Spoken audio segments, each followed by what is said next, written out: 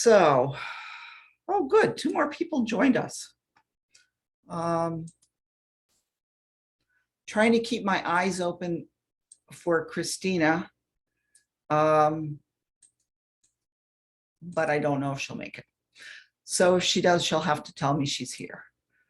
All right, let's see now. Michelle, we fixed this and now there are too many things open and there it is. Okay, now, what do you see? Michelle, what do you see? We're seeing the first slide. Perfect. Oh, good. I couldn't tell. Okay, thank you. So I want to welcome all of you here tonight. I'm hopeful that you're here for one of 2 reasons.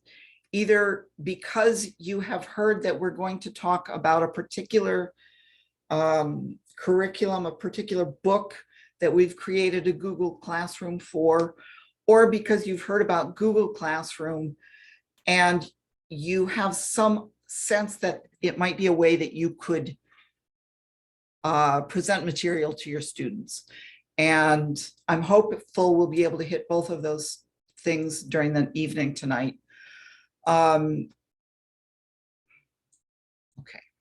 so I am Lisa Morse. I'm the Pittsburgh East coordinator. I know a number of you by name, a few more by faces. And it's nice to have so many people here tonight. I was hoping that Christina Indovina, the tutoring specialist, would be able to join us tonight, but things are a little chaotic at the moment in her house. Maybe she will, maybe she won't. But I do have one of my tutors with me here, Michelle Hebert. She's going to present alongside me. She's got the meat of the presentation in some ways. I'm calling her tutor extraordinaire, although she probably is blushing at it. She has been with Literacy Pittsburgh almost as long as I have, and has tutored with me since I started in the Shadyside office. And last summer, when I started to put together this particular class on Google Classroom, I'm sure she was listening to me complain about it. And in the fall, when she was looking for something different to do with her class, I said, why don't you try this Google Classroom that I set up? And she dove right in and made it even better than it was. And she helped a lot with this presentation tonight. So you'll hear from her in a little while. This is what we're going to do tonight. We're going to talk about what Google Classroom is, why we use it. Michelle's going to show you one in use. It's the one that she's currently using with her class. And then she's going to show you what you'll get both to play with at the end of the night tonight. And then if you want it as a classroom, you can set up for yourself to use this particular curriculum with. And we'll go through how you're going to make it your own.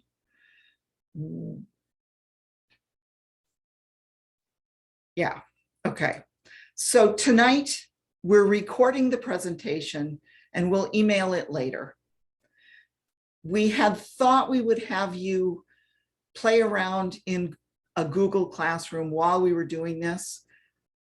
And the more we thought about it, the less reasonable that became to us because it's complicated. So we're going to ask you just to watch tonight. You will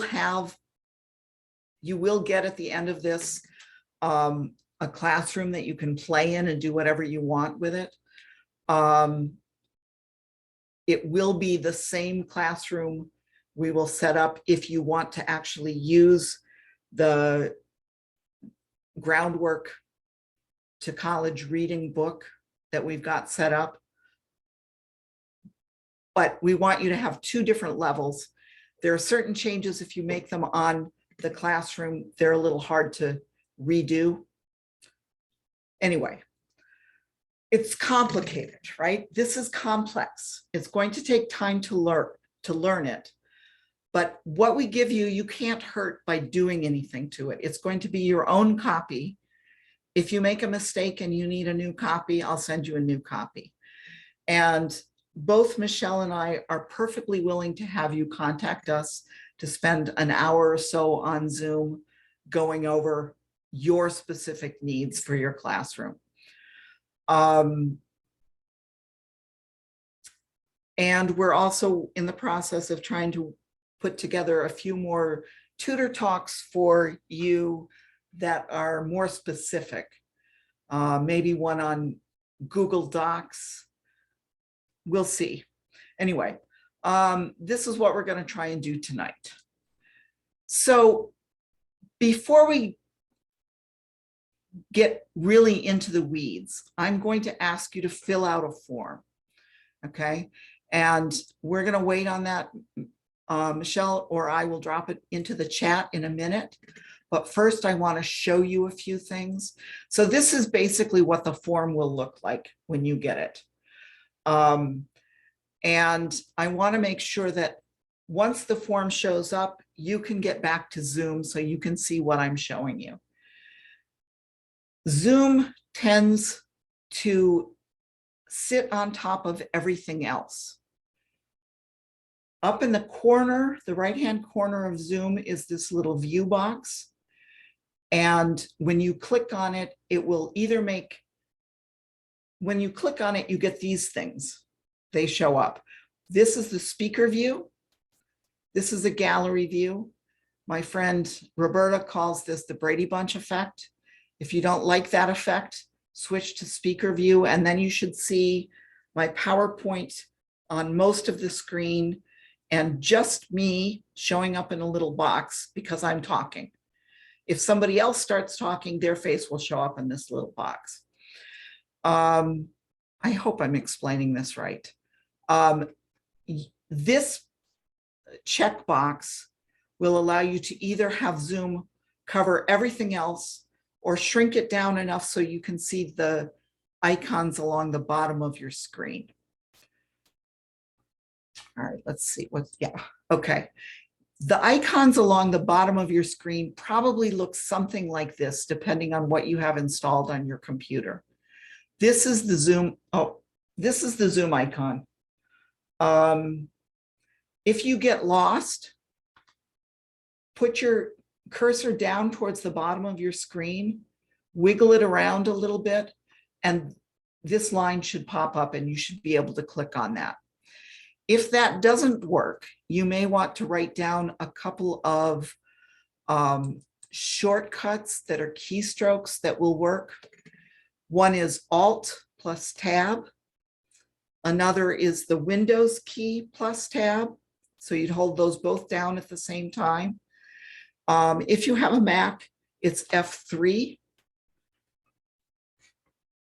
And in case of great distress, feel free to unmute yourself and say, wait, how do I do that again? You can also put a note in the chat and hopefully one of us will notice it and get back to you and tell you what's going on. Okay. Questions at this point? You can unmute yourself and ask them. Hi. Yeah. I came in a little late because I was waiting for 7 and I was doing something else. Sorry. So I did sign into Google. Did I miss something? We didn't get We're there not. yet. Okay. Yeah. What you may have missed is we are not going to ask you to do anything on Google. Oh, okay. Okay. Yeah, great. Just decided it was too complicated for me. So Yeah, I understand. Yeah, it's I have really enough, hard if you don't have more than one screen. I have 2 screens. Yeah. Yeah. Even with 2 screens, I'm still confused half the time.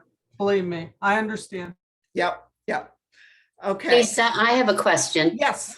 The gallery is on the right side of my screen. You can move the gallery around if you don't want it on the right-hand side. Okay, go ahead.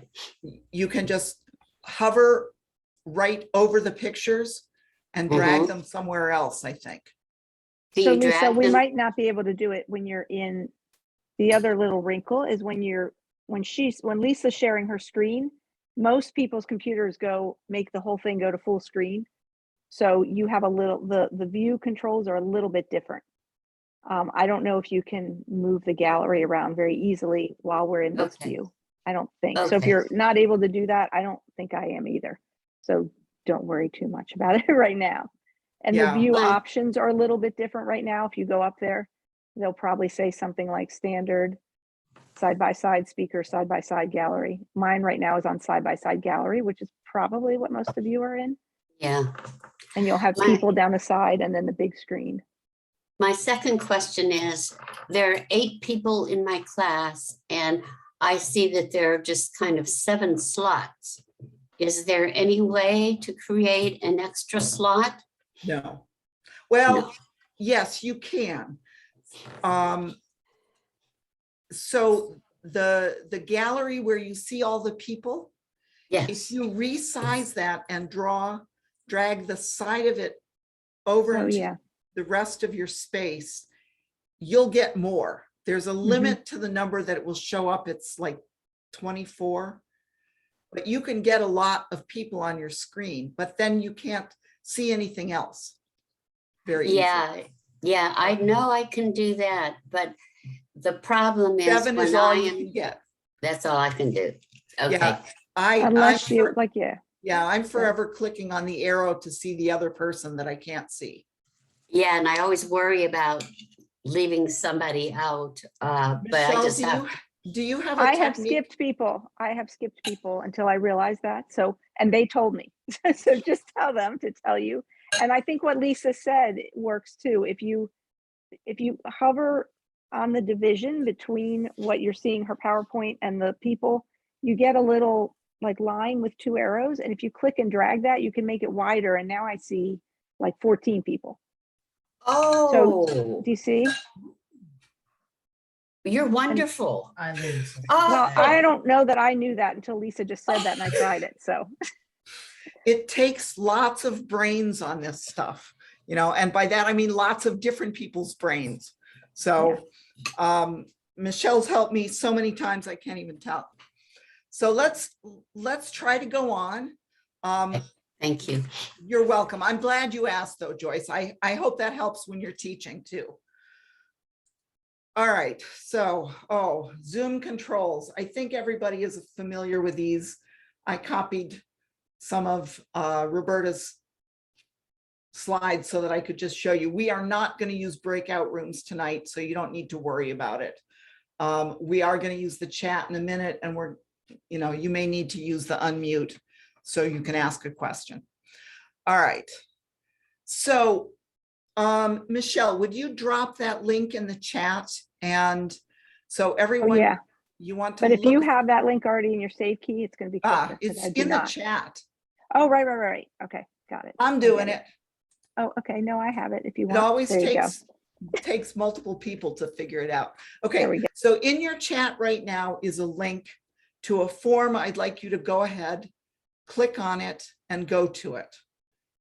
It's just asking you some basic questions. Your email address, if you have a Gmail address, that would be preferred. If you don't, it's fine. Doesn't matter that much for this particular use. And then a couple of questions about Google, about Gmail, about Google Docs, about Google Classroom. And we'll come back to this in a minute. So I'm going to be quiet while you do that. See if I can see who else is here.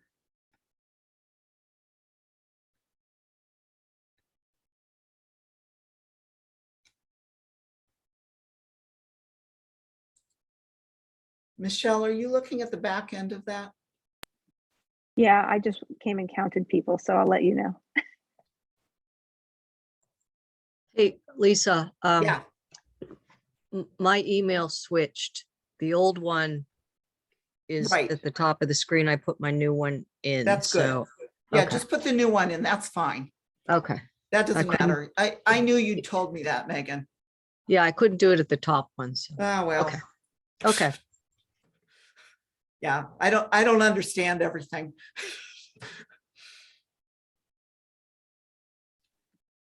So is there anybody who wants more time to fill this out? Because you can continue to do it while I'm talking. You've got 12 responses. I think that maybe one person's not quite in yet. Okay, so you can continue to fill it out, that's fine. I'm going to go back and talk some more. So this is a point where you're going to want to try to see what I'm doing again, which might mean playing around a little until you can see the screen that I'm sharing with you. So what is Google Classroom? You'll see lots of different definitions of it. The way that I have been thinking about it is as an online space where I can organize and manage files that are linked around a particular class with students and teachers, okay? That kind of covers everything that I've seen Literacy Pittsburgh do with it and everything that I've tried to do with it. And so we're going to show you a couple of different examples of a Google Classroom tonight. The reason that we use it is that one person with some amount of expertise can create it, and then they can copy it and allow it to be used by others. And it can be accessed fairly easily by anyone with Gmail. There are a few different kinds of Gmail accounts. I don't want to get into that. Your students do not have to have do not have to use Gmail to get access. They will need to create a Gmail account. Michelle, is that in the? Yeah, it's in the guide. Yeah, they have Good. to have a Google account, but not necessarily use a Gmail email. Right. Yeah, but Google, anyway, Michelle has spelled all of this out for you. And if she's unclear, it's my fault because I couldn't read it and make sense of it. But we'll help you walk through it if you need it. The other thing about Google Classroom is that it allows a lot of different types of materials to be shared. And we'll show you some of those different types in a few minutes.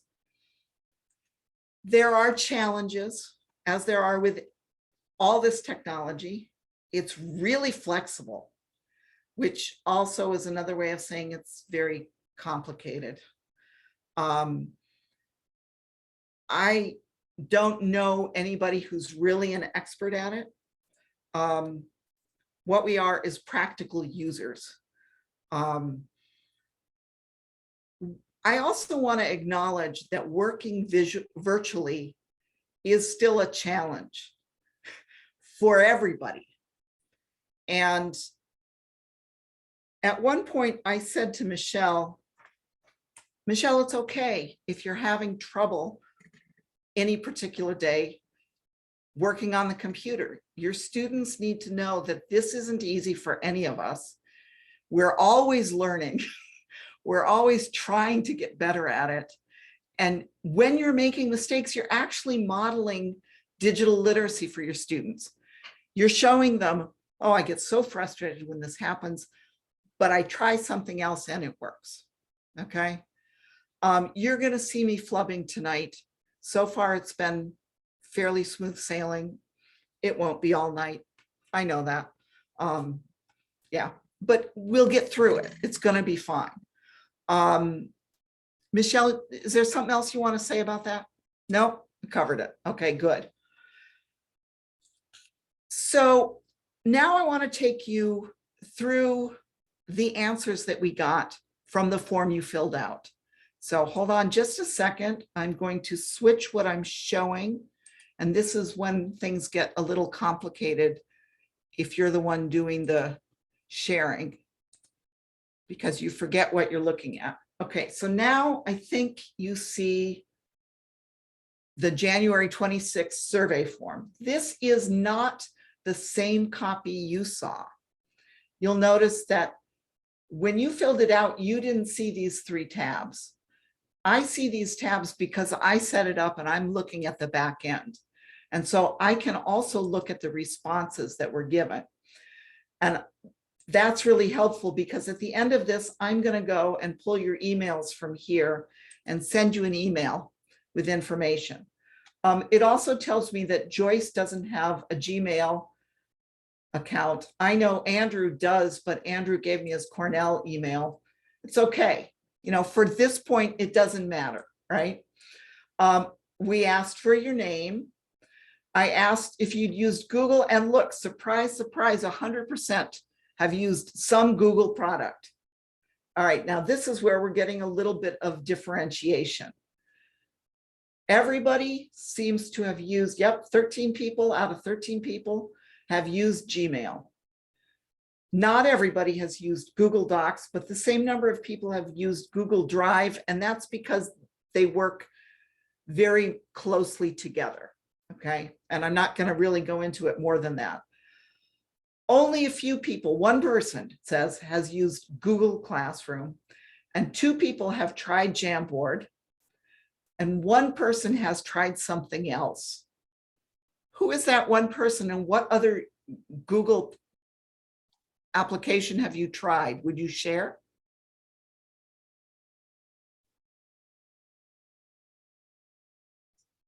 Yeah, I've used the spreadsheets, and actually as a teacher, I've done a lot of it, but we didn't use Google Classroom as our platform. But I've used all the other parts of it. Okay, great. Okay, so you are familiar then with how everything is sort of linked together, which is terrific. Thanks, Kathy. I appreciate that. Okay. Then I asked if you'd answered a Google form before, and most of you have. And gosh, most of you, which doesn't surprise me, have not created a Google form. And I noticed that at least one person wasn't really sure. And that makes sense because sometimes people tell us to do stuff and we do it and we don't really understand what it is we're doing. So don't worry about that. Okay. Now, Michelle, do you see the who is here tonight? Yep. Huh, look at that. Okay.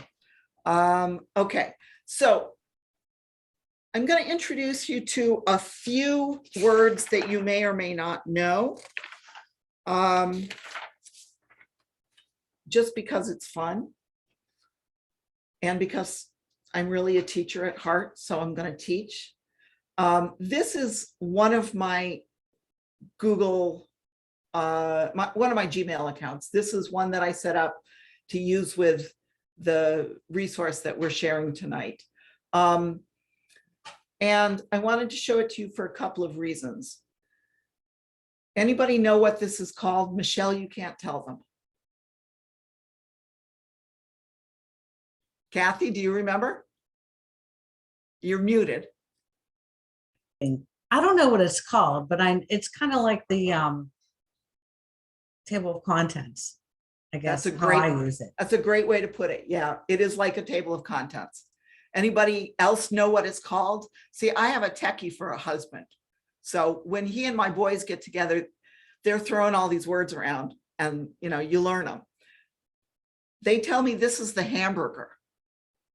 So, right. Makes sense, right? 3 lines, it's a hamburger. Okay, over here, Michelle and I were calling this the 9 dots, but it has an even trickier name. This is where you'd click to see your whatever apps you have that you like to use, all right? This is called the waffle. I think this indicates that people in technology are always hungry. Otherwise, I don't know what it means, right? So we use this to navigate. All right, now this isn't actually what I wanted to be sharing, even though it's still up. So I'm going to stop sharing this and go back to sharing. Let's see. Okay, what I want to do. And to you, it's going to look essentially the same. But from my end, it's different. Now you're actually seeing my live Gmail account for this same account. And the reason I wanted to show you this is I want to show you what happens when you click on the waffle. You see all of the Google apps I think that you've ever looked at, but maybe there are other things that show up here that you've never looked at. For instance, I don't think I've ever looked at Google Travel. I don't have any memory of it. But the one that I want to show you right now is this one. This is the one that we're concerned with today, Google Classroom. We believe, and again, we're not sure because we've already opened Google Classrooms. We think that's why this pops up, but it may always be there. But as you can see, it's not up at the top. And you can drag these around. So I could pull my copy up to the top, but I never have bothered. Having shown you that, I want to show you what my Google Classroom page looks like. I've still got the hamburger here. This comes in handy once I'm inside one of these and need to get back out to see these others. And as Kathy said, it works just like a table of contents. Over here are my other Google apps if I want to go back to Google Drive or to Slides or somewhere else. But these are each individual classrooms.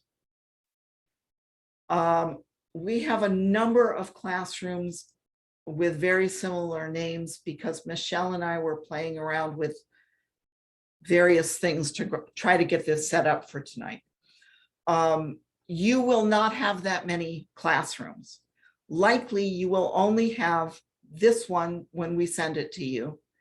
If you have taught citizenship for us, you may have this N400 lessons that we're going to take a look at in a minute. When I send you a copy of this to use for a class, I will title it something like this: Groundwork for Tutor, Andrew Yu, Class 2022. That's because I'm going to stay on, and it doesn't matter to you, I'm going to stay on as a teacher, just in case you need my help. So since I clicked into this one and this isn't where we want to be, I've clicked on the hamburger and now I'm clicking on classes again and it takes me back here. What I want to do first is I want to show you a fairly simple example of a Google Classroom. This is one that we've set up for tutors to use when they're tutoring students who are working on citizenship. This is not a classroom that tutors would share with their students. It's really a classroom that the tutor would pull up and then share their screen with their students. So it's organized. Whenever you come into a class, you come in under the stream.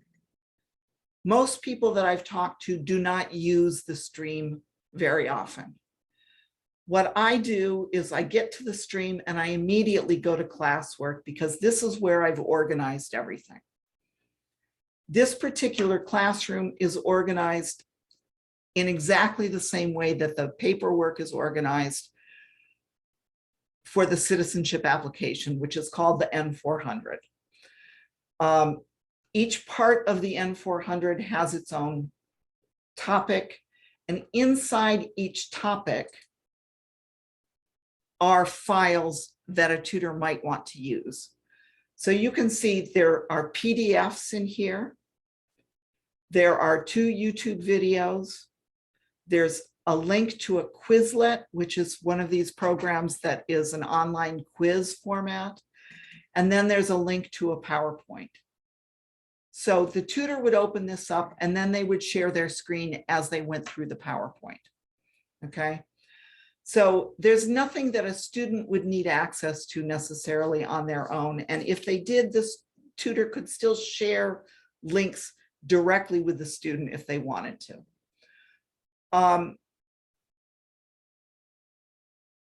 Michelle, is there anything else that you remember I wanted to say about that? No, I think that was it. Okay. All right. So I'm going to stop sharing now. And Michelle is going to share about her current class.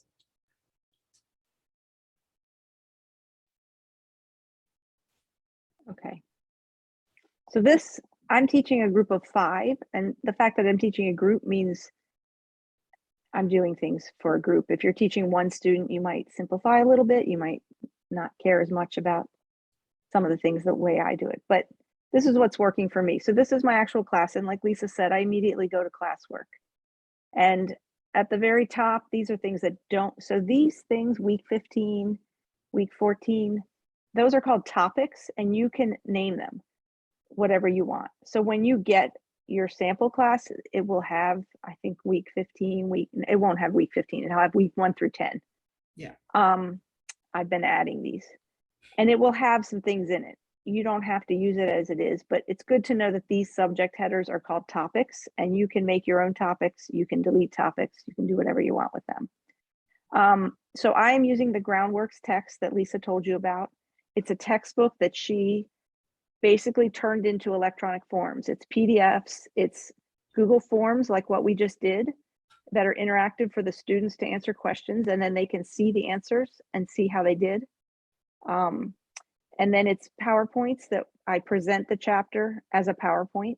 This is all already done. You wouldn't have to do any of this. And then there's PDFs, like if they wanted to go read the chapter, they could go read the chapter. So it's using, and then there's Google Docs that are writing assignments for them. So if you decided to use Groundworks, you could use any of that, some of that, all of that, whatever. It has worked really well for my class. I have 5 students. They love it. They actually have spontaneously told me that. I really think they enjoy it. We're using Google Classroom. I would say they have varying levels of tech savvy. I mean, they're relatively tech savvy, but they've all not had problems. And I walk them to it. I always show them, okay, we're going to go here. We're going to go to classwork. We're going to go into this, into this assignment.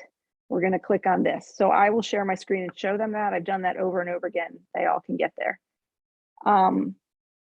We've really, I think for me, it's worked really well and for my class.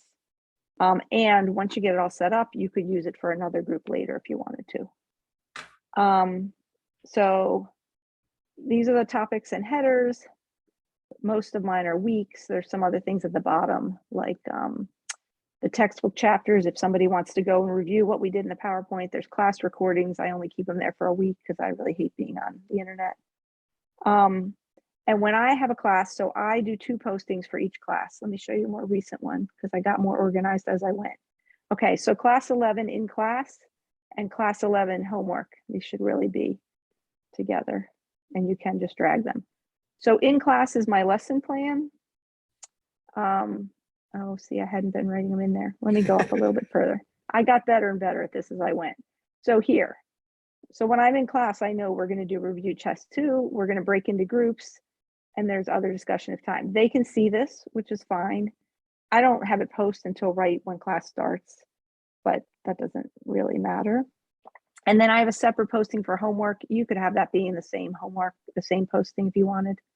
It's just kind of how my brain works. And all the documents we'll need during class are attached here. So I don't have to go find them somewhere else. I can click into them right from here. And the ones they need to get to, they can get to from their screen right in here. When we do these, sometimes I will show it on the screen and we'll all do it together. More often, I say, okay, go do that form.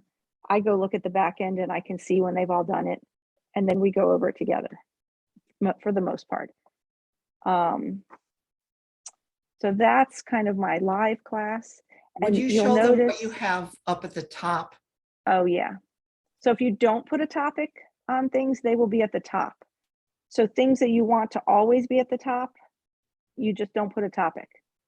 So this is the Zoom link for the class. And in a minute, I'm going to show you what it looks like when you actually create these postings.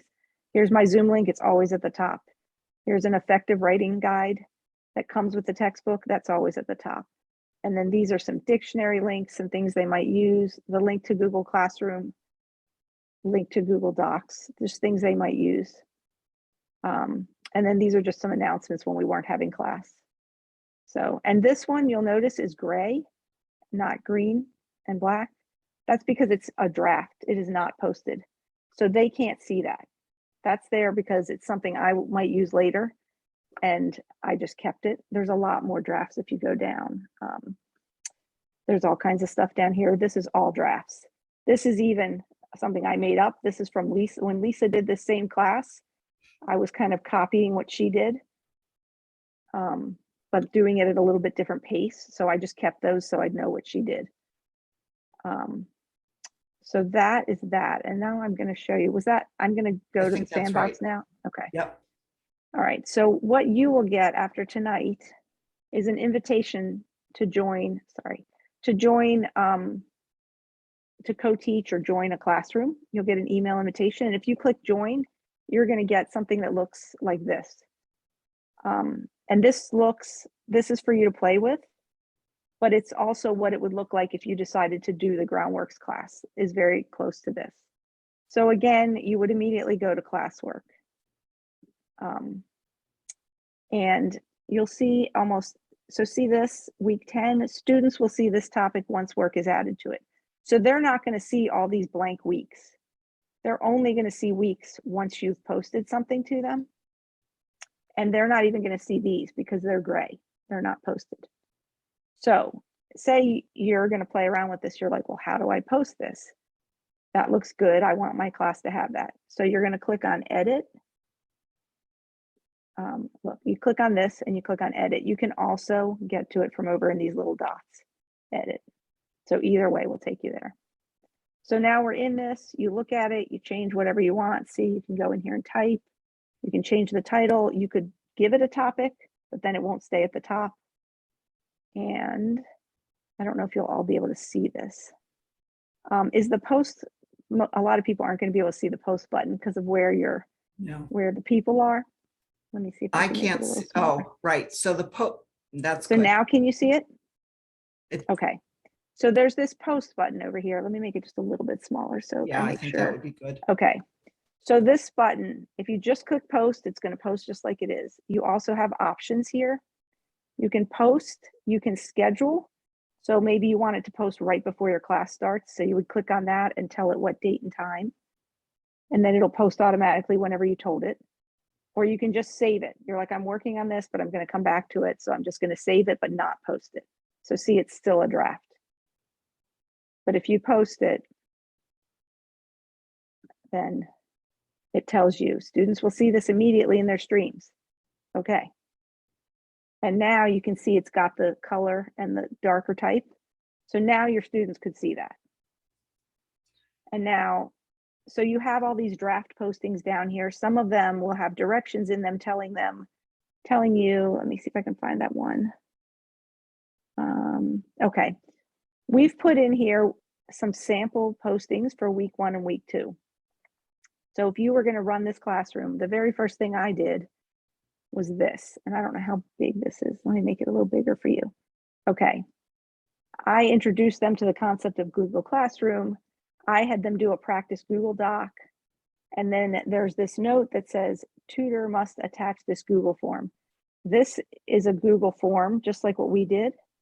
It's not the same questions, but it's like, what's your name? What's your email? This would be for your students. You can change it however you want. And you will have to go and attach it, which we have directions for how to do that. I'm not going to show you tonight because it's a little much. But basically, you would click here. Almost anything that you want to attach to a posting, you click here, which is Google Drive. And that's where almost everything you post is going to be in the Groundworks folder that we're going to share with you.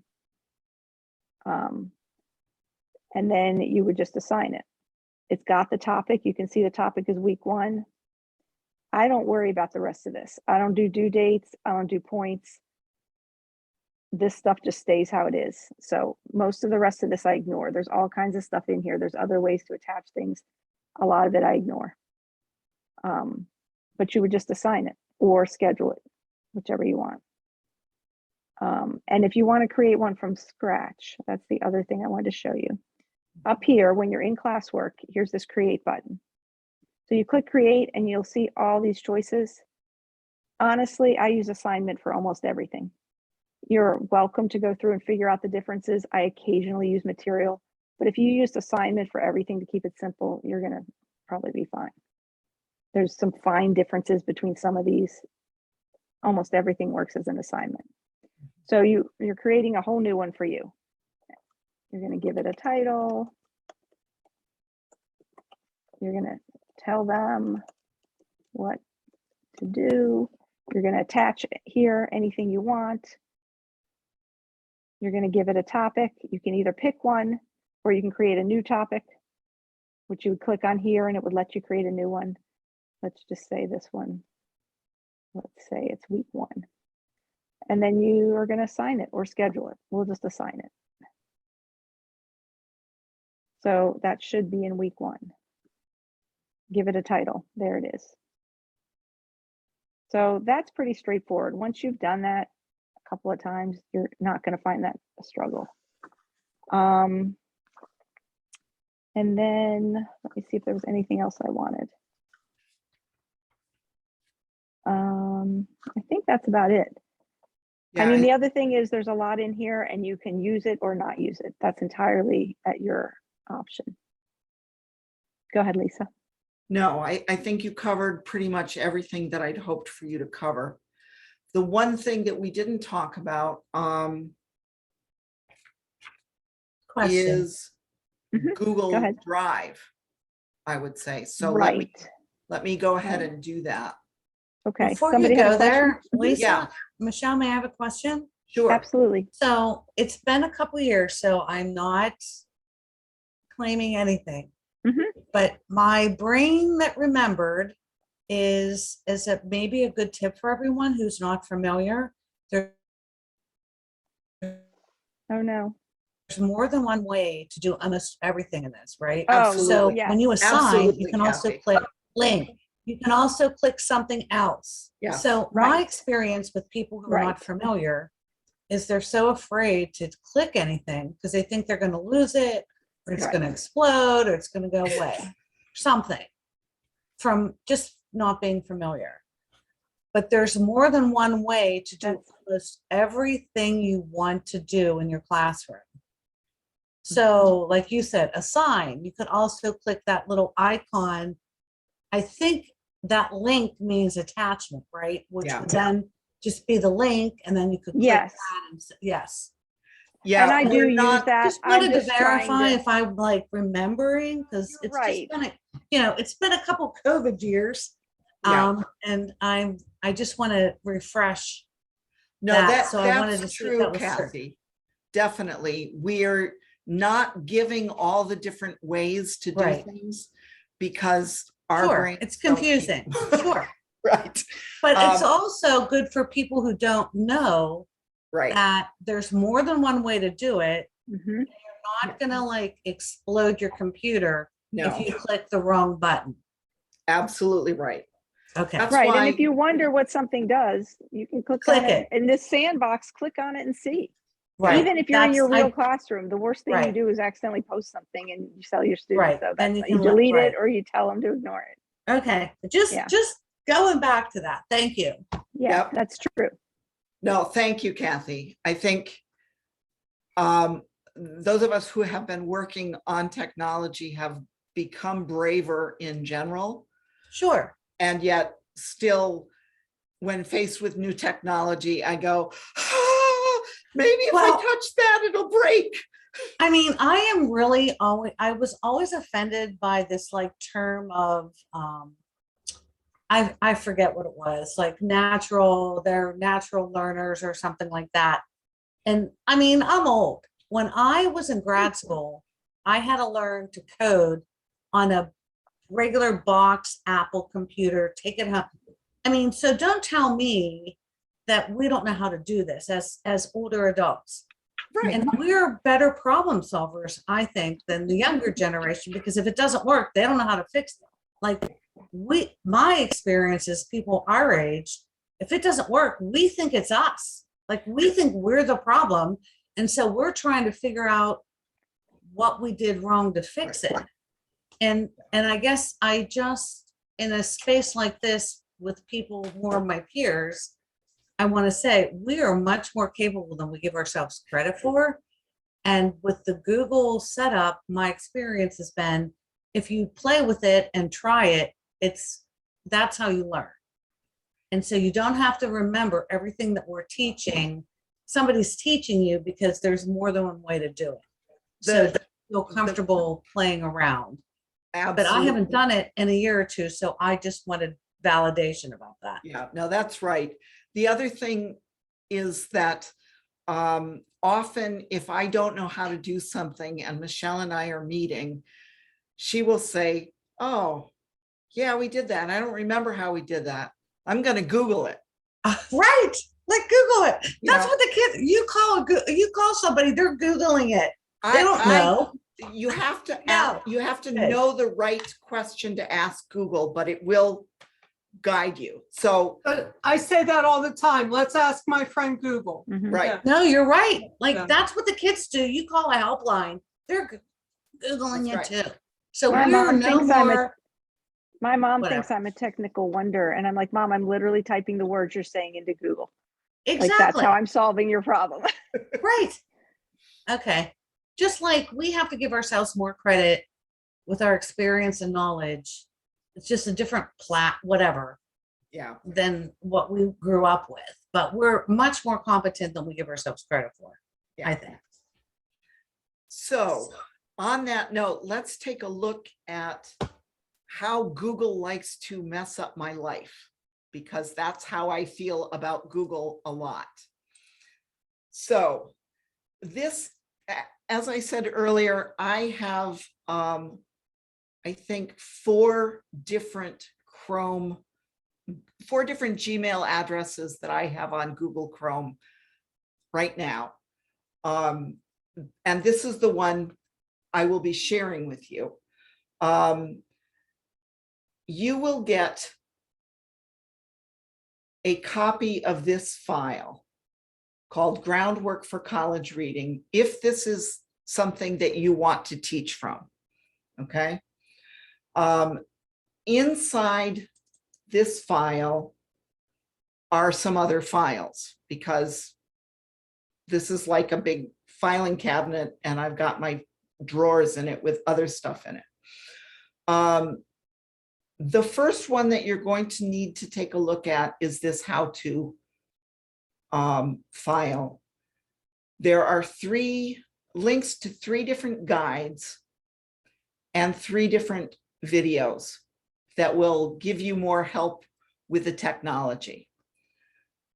One of these guides, so this first guide is not about technology, it's about the textbook. It is the introduction from the textbook. Before you teach with this textbook, read the introduction.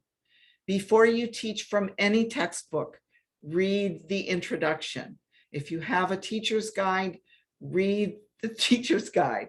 I can't tell you how many questions you'll have answered if you just do those 2 things.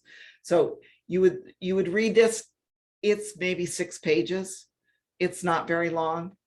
And then these 2 guides Michelle put together, they are directions for how to do the things we've talked about tonight, and maybe a few other things that we didn't want to go into tonight that you will need to do. If you follow them, you should be in good shape. If you're not in good shape and you follow them, call me, because probably I didn't proof it carefully enough. Mistakes get through. These 3 videos are just a video. There's no sound attached to them. They were created, they're MOVs. So Michelle, where did you create? I know you've got an Apple. I think Google I created them on an Apple. So if you're on like a PC or a Chromebook, it won't look exactly the same. Right, They're but just but you very should- short little visuals of, if you're trying to do basically, it, they here's what just, it looks if like. you watch carefully, you'll see the mouse as it moves to places, and then it will hover there for a minute, and then it will go down to the next thing. So I think a combination of reading the guides and watching the videos is going to show you how to do most of what you need to do. Okay, over here on this side, this is how Google organizes Google Drive. You as an individual will have a My Drive. You may, when I send you a link to this folder, I think it will show up in this shared drive. Michelle, is that? Shared, I think it shows up in shared with me. You think? I it don't shows- have shared drives. Okay, so these confuse me. This is part of my issue with Google. I don't understand their terminology. But we will give you a link. And so the first time you'll get the link and it will open for you. And then Michelle has here how to add a shortcut to shared folder. You'll want to watch that and follow that direction probably almost right away. And then it will show up where you can find it. If you get lost and you can't find what I've sent you, go up to the search and type Groundwork. And it's going to find anything with Groundwork in the title. Okay.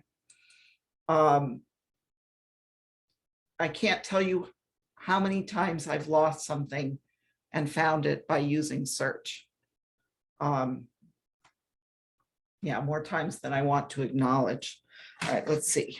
All right, so I'm going to go back and show you. Okay, good.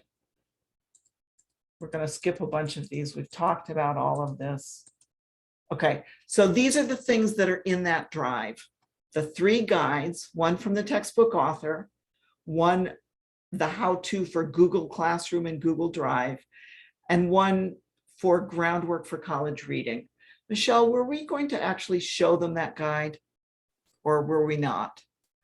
That shows how everything is named inside the drive. I don't think we need to, but Yeah. You'll want to have that open so you know what you're looking at in Google Drive. And then the 3 videos are there. So the next step, you haven't seen this resource yet, the Groundwork for College Reading.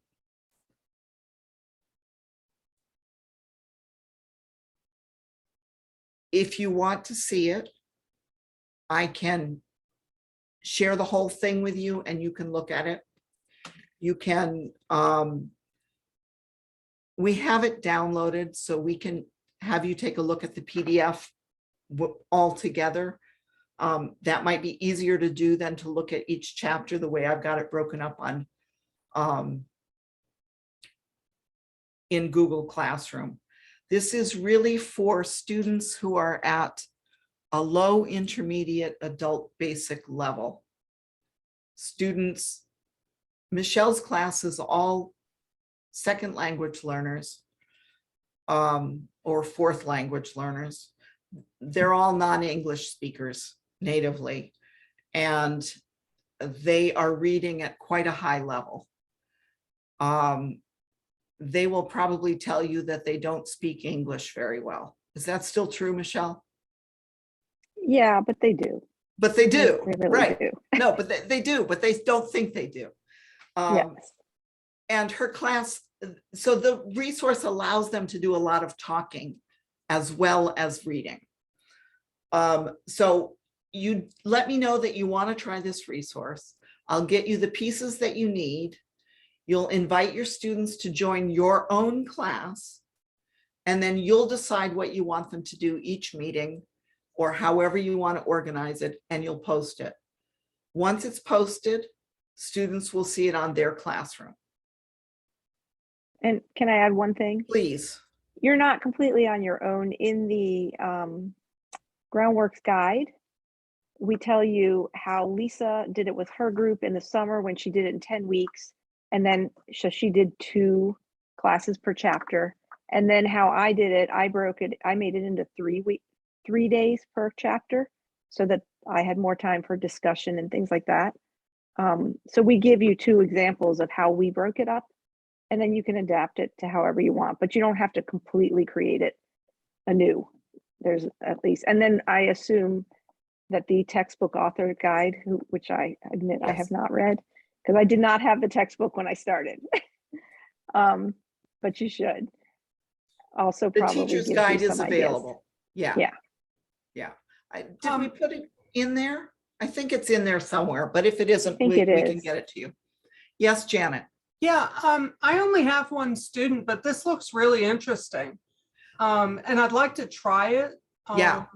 But I mean, if I don't like it, I could always go back to what I'm doing now, right? What are you I mean, currently doing with them? Well, I have, she's doing standout. Which book one? 5. Okay. And also I'm trying to put in a grammar lesson here and there. So they had sent me grammar and beyond, Right.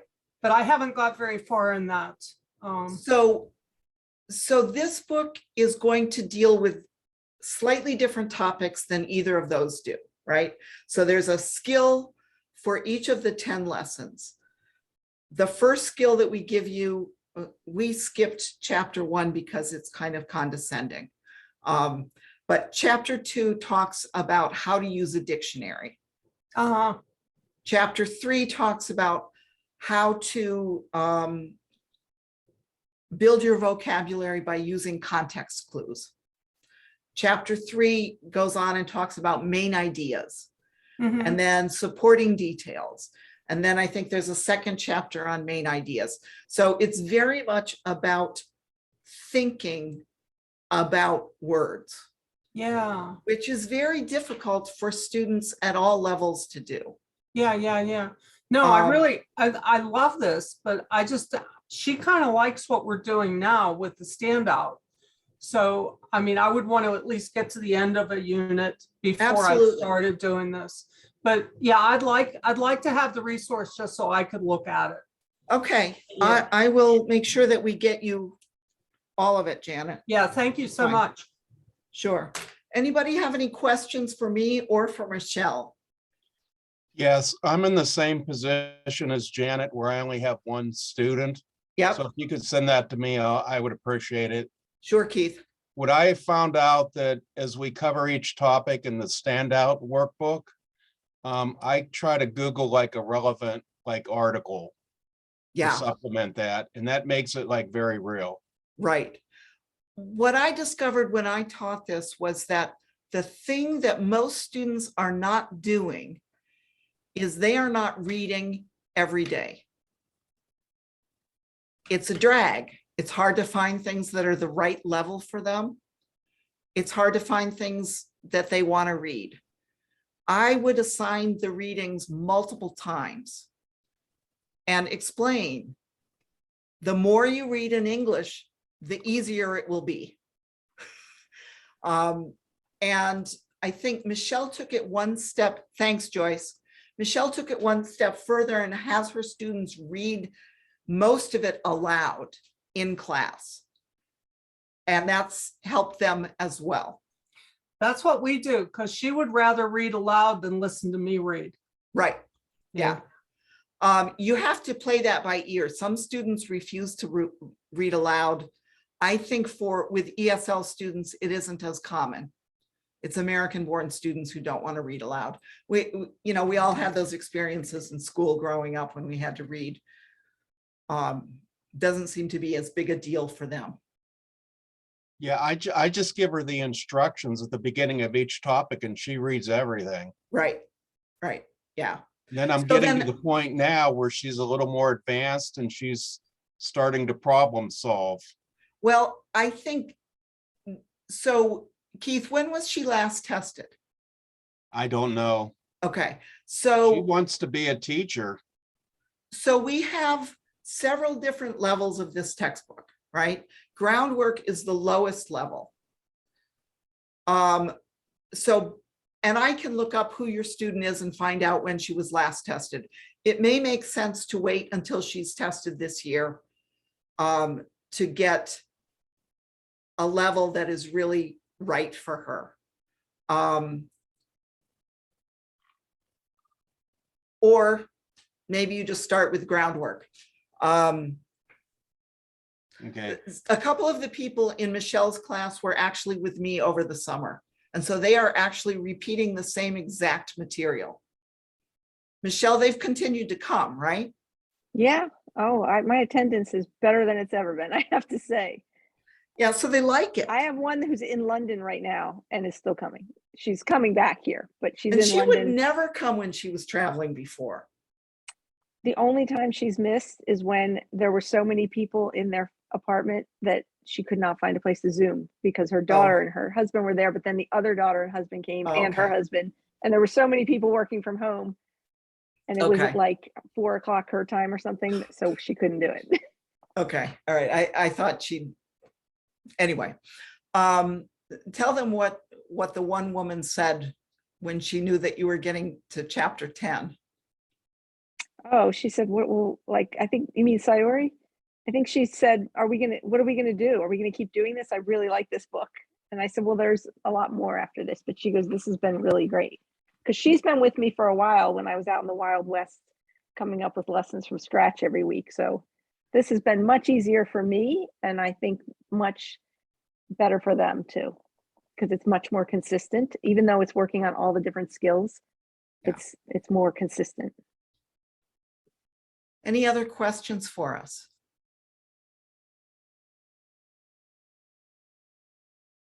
Okay.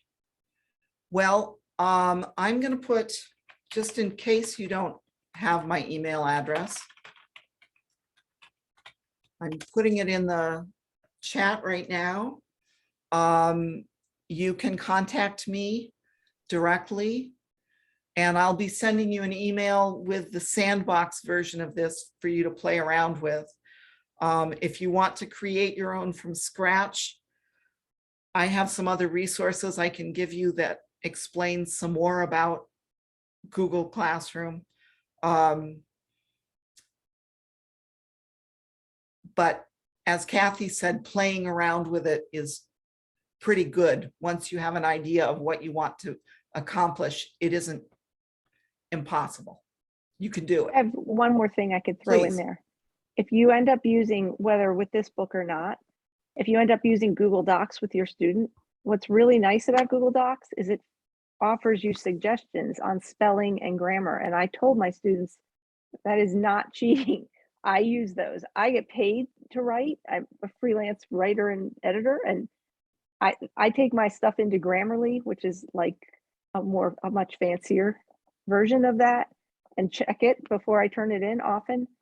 And I use all those suggestions, and I said it's a good way to learn. It'll show you, it won't show you everything, but it'll show you your mistakes, and go ahead and fix that.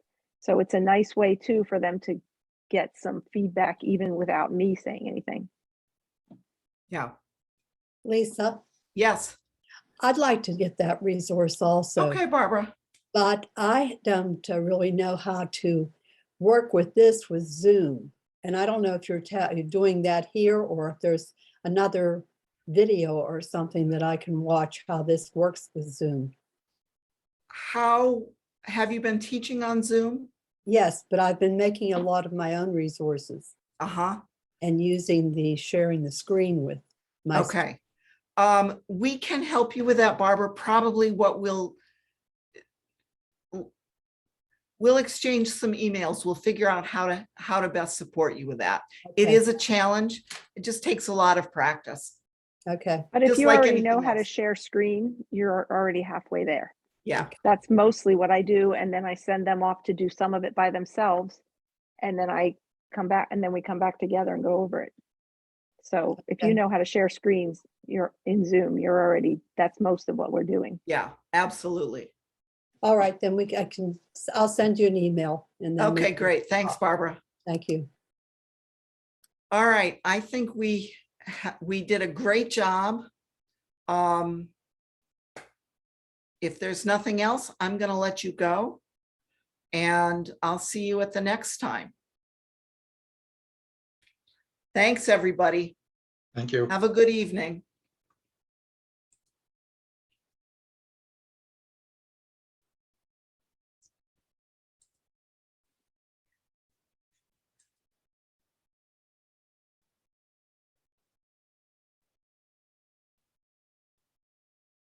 Don't forget to stop your recording.